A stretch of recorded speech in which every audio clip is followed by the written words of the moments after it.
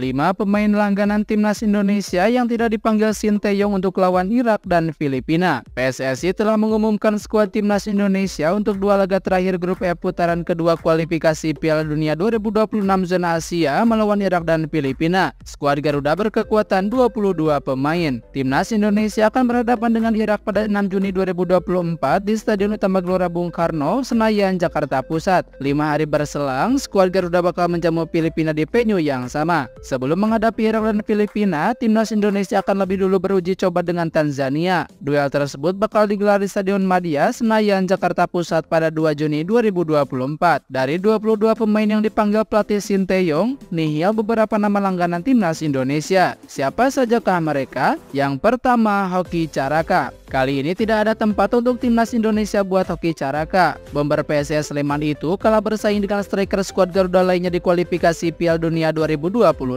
Sinteyong lebih memilih Rafael Strike dan Dimas Derajat ketimbang Hoki Caraka. Meski begitu, penyerang berusia 19 tahun itu masih punya jalan yang panjang untuk comeback ke timnas Indonesia. 2. Mark Locke. PSSI dan Sinteyong belum menjelaskan mengenai alasan tidak memanggil Mark Locke ke timnas Indonesia untuk kualifikasi Piala Dunia 2026.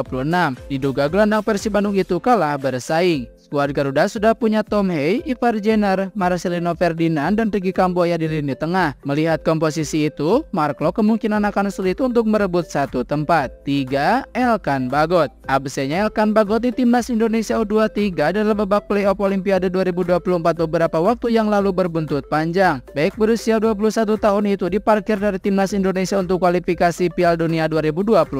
Ia terlihat sedang berlibur di Maladewa dari foto-foto yang dibagikan di Instagram. Lagi pula, timnas Indonesia telah memiliki Jay Idjes, Justin Hubner, sampai Nathan Choaon yang bisa mengisi posisi Elkan Bagot. 4. Witan Sulaiman. Media sosial sempat geger ketika nama Witan Sulaiman nihil dalam daftar 22 pemain timnas Indonesia di kualifikasi Piala Dunia 2026.